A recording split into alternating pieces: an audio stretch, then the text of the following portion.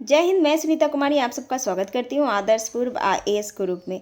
दोस्तों, अभी होने वाली परीक्षा आरओ के लिए मैं सामान्य हिंदी की एक सीरीज चला रही हूँ जिसमें मैं विलोम शब्द कंप्लीट करा चुकी हूँ और उसी से रिलेटेड मैंने कुछ क्वेश्चन भी कराए हैं। ये वही क्वेश्चन है जो किसी न किसी परीक्षा में पूछे गए क्वेश्चन है और अभी मैं वाक्यांश के लिए एक शब्द करा रही हूँ और उसी से रिलेटेड मैं क्वेश्चन भी करा रही हूँ।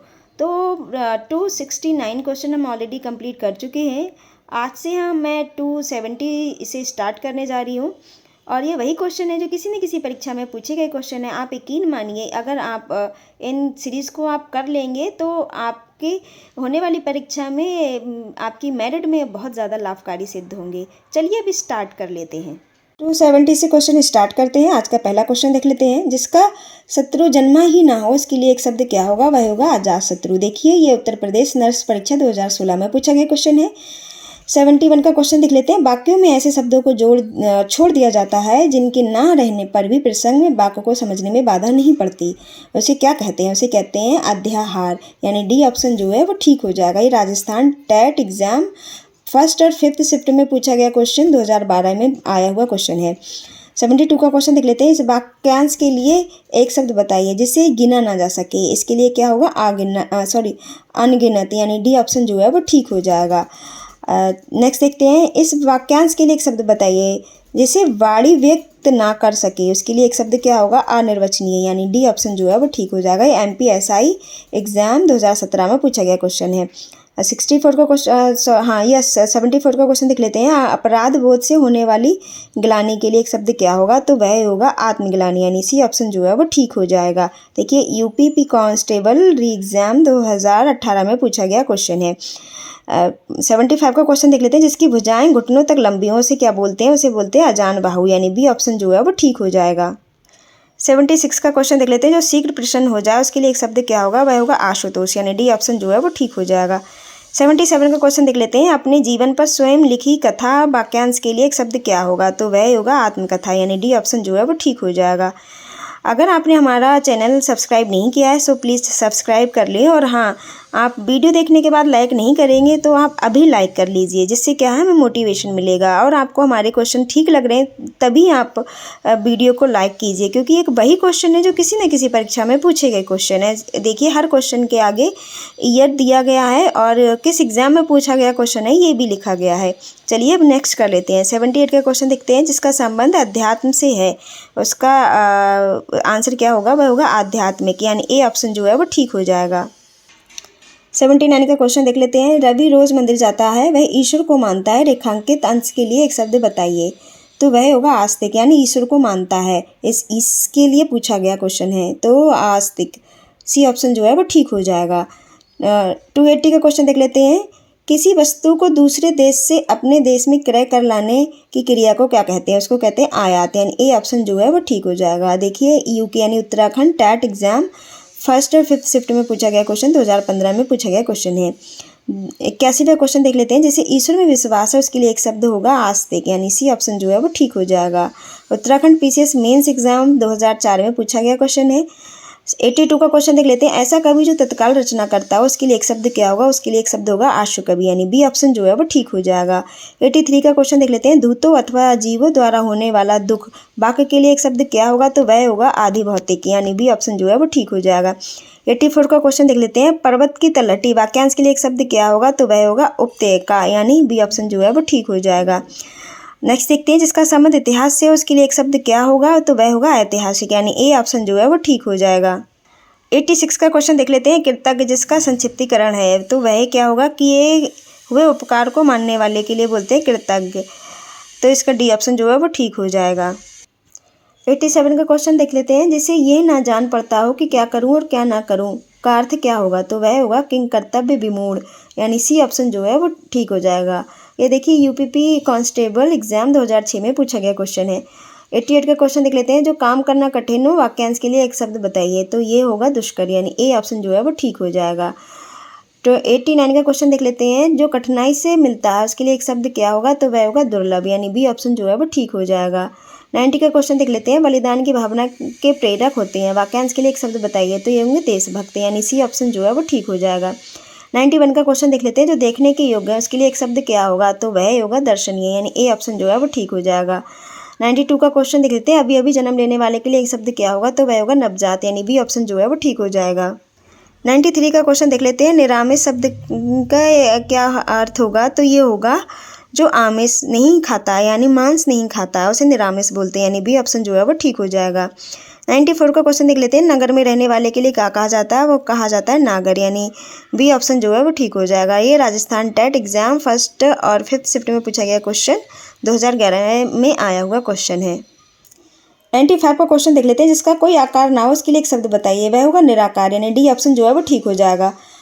96 का क्वेश्चन देख लेते हैं। पर्वतीय शब्द का वाक्यांश क्या होगा, तो वह होगा जो पर्वत पर रहने वाला हो, ए ऑप्शन जो है वो ठीक हो जाएगा। 97 का क्वेश्चन देख लेते हैं। पीने की इच्छा के लिए क्या बोलते हैं, वो बोलते हैं पिपासा, यानी बी ऑप्शन जो है वो ठीक हो जाएगा।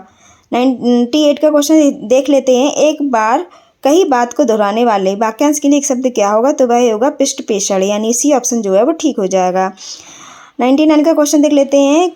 कठोर परिश्रम का परिणाम आंखों के सामने था, रेखांकित अंश के लिए एक शब्द बताइए, तो ये होगा प्रत्यक्ष, यानी सी ऑप्शन जो है वो ठीक हो जाएगा। ये 300वां क्वेश्चन आ गया। जो किसी बात या उचित को तुरंत सोच ले उसके लिए एक शब्द क्या होगा, उसके लिए होगा प्रत्युत्पन्नमति, यानी सी ऑप्शन जो है वो ठीक हो जाएगा। देखिए अभी तक हम इसी तरह के 300 क्वेश्चन कंप्लीट कर चुके हैं जो किसी न किसी परीक्षा में पूछे गए क्वेश्चन है, सिर्फ यही वाक्यांश के लिए एक शब्द। तो आप यकीन मानिए कि एग्ज़ाम में 10-11 क्वेश्चन आते हैं, तो इनमें से आपको ज़रूर फंस जाएंगे। आप यकीन मानिए अगर आप ये सीरीज़ कर लेते हैं, अगर आपने नहीं भी तैयारी की है तो भी आप इस परीक्षा को पास कर सकते हैं। हिंदी आपके लिए बहुत ज़्यादा महत्वपूर्ण रहती है। RO में 60 नंबर की हिंदी आती है, जिसमें 6 टॉपिक पूछे जाते हैं, तो उसमें से एक टॉपिक वाक्यांश के लिए एक शब्द है, इसको भी आप अच्छे से कर सकते हैं। चलिए नेक्स्ट देखते हैं। फर्स्ट देखते हैं। जो वाक्यांश किसी शब्द के अंत में जोड़कर नया शब्द बनाते हैं उसे क्या बोलते हैं, प्रत्यय, यानी सी ऑप्शन जो है वो ठीक हो जाएगा। सेकंड नंबर का क्वेश्चन देख लेते हैं। निश्चित रूप से घटित होने वाला वाक्यांश के लिए एक शब्द है, तो वही है भवतव्य, यानी डी ऑप्शन जो है वो ठीक है। सेकंड और फर्स्ट मैंने इसलिए बोला क्योंकि ये 300 से ऊपर के स्टार्ट हो रहे हैं, तो आप खुद ही अंडरस्टूड कर लेंगे कि 301 और 302 क्वेश्चन है, तो मैं फर्स्ट और सेकेंड करके ही इसको संबोधित करूँगी। फोर्थ क्वेश्चन देख लेते हैं। जो युद्ध में स्थिर है उसे क्या कहते हैं, उसे कहते हैं युधिष्ठिर, यानी सी ऑप्शन जो है वो ठीक हो जाएगा। 5th नंबर का क्वेश्चन देख लेते हैं। जो बहुत बोलता है उसके लिए एक शब्द क्या होगा, तो वह होगा वाचाल, यानी बी ऑप्शन जो है वो ठीक हो जाएगा। वाक्य विग्रह का अर्थ क्या होता है, तो ये होता है वाक्य खंडों को अलग अलग करके उनका संबंध बताना, यानी सी ऑप्शन जो है वो ठीक हो जाएगा। 7th नंबर का क्वेश्चन देखते हैं। जो व्याकरण अच्छी तरह जानता है उसके लिए एक शब्द क्या होगा, तो वह होगा व्याकरण, यानी ए ऑप्शन जो है वो ठीक हो जाएगा। देखिए इसमें स्पेलिंग मिस्टेक का दिया गया है, तो आपको खूब अच्छे से ध्यान रखना है कि व्याकरण किस तरह से लिखा जाएगा, तो ए ऑप्शन जो है वो ठीक हो जाएगा। 8 नंबर का क्वेश्चन देखते हैं। माँ सोने के गहने बनाने वाले के पास गई थी, रेखांकित अंश के लिए एक शब्द बताइए, यानी सोने के गहने बनाने वाले के लिए क्या बोलते हैं, तो उसे बोलते हैं सुनार, यानी ए सी ऑप्शन जो है वो ठीक हो जाएगा। यह high court group D exam 2015 में पूछा गया क्वेश्चन है। 9th का क्वेश्चन देख लेते हैं। किसी साहित्यिक कृति की समालोचन करने वाले के लिए क्या शब्द होगा, वह होगा समीक्षक, यानी बी ऑप्शन जो है वो ठीक हो जाएगा। 10th नंबर का क्वेश्चन देख लेते हैं। जो पसीने से उत्पन्न हो उसे क्या बोलते हैं, उसे बोलते हैं स्वेदज, यानी सी ऑप्शन जो है वो ठीक हो जाएगा। 11th नंबर का क्वेश्चन देख लेते हैं। सुमुखी शब्द उपयुक्त है, उसके लिए एक शब्द क्या होगा, तो वह होगा सुंदर मुख वाली महिला के लिए। ये शब्द सुमुखी जो है सुंदर मुख वाली महिला के लिए प्रयोग किया जाता है। चलिए 312वां क्वेश्चन देख लेते हैं। अपना मंतव्य साधने वाले के लिए एक शब्द क्या होगा, तो वह होगा स्वार्थी, यानी सी ऑप्शन जो है वो ठीक हो जाएगा।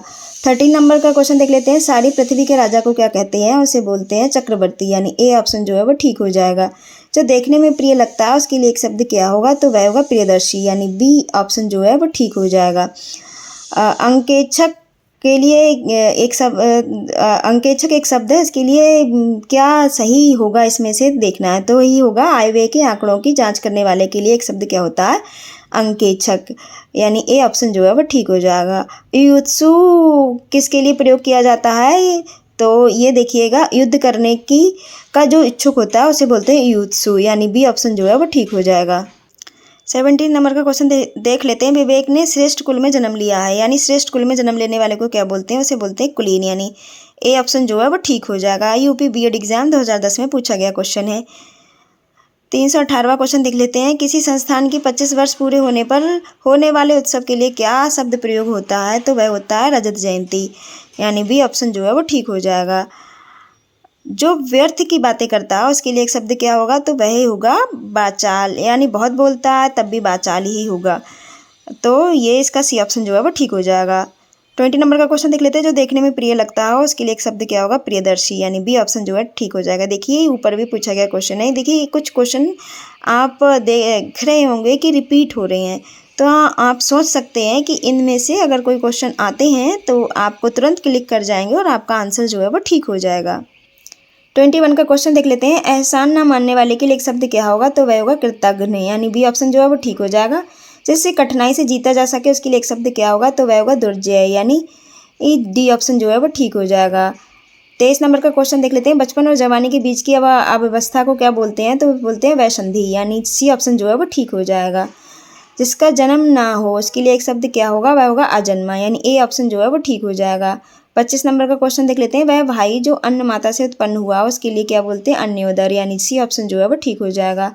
26 का क्वेश्चन देख लेते हैं। जो किसी कार्य के संपादन में मनोयोग पूर्वक लगा हुआ हो उस वाक्य के लिए प्रयुक्त होने वाला एक शब्द क्या होगा? तो वह होगा दत्तचित्त, यानी ए ऑप्शन जो है वो ठीक हो जाएगा। 27 का क्वेश्चन देख लेते हैं। जो किए गए उपकारों को मानता है उसके लिए एक शब्द क्या होगा? तो वह होगा कृतज्ञ, यानी बी ऑप्शन जो है वो ठीक हो जाएगा। 28 का क्वेश्चन देख लेते हैं। जो कहा ना जा सके उसके लिए एक शब्द क्या होगा? तो वह होगा अकथनीय, यानी डी ऑप्शन जो है वो ठीक हो जाएगा। नेक्स्ट देखते हैं। जिसकी आशा ना की गई हो उसके लिए एक शब्द क्या होगा? तो वह होगा अप्रत्याशित, यानी इसी ऑप्शन जो है वो ठीक हो जाएगा। देखिए यूपीएसआई ऑनलाइन एग्जाम 2021 में पूछा गया क्वेश्चन है। इस बुक में इतने ही क्वेश्चन दिए गए हैं, तो आज के लिए हम बस इतना ही करते हैं। और हाँ, आपको हमारी वीडियो कैसी लगी अपना बहुमूल्य सुझाव देके अवश्य बताएं। और अगर अभी तक आपने हमारा चैनल सब्सक्राइब नहीं किया है तो सब्सक्राइब कर ले। और सबसे ज़रूरी बात, खुश रहिएगा, स्वस्थ रहिएगा। ऑफिसर तो आप बन ही जाइएगा, सबसे पहले एक अच्छे इंसान बने रहिएगा। धन्यवाद।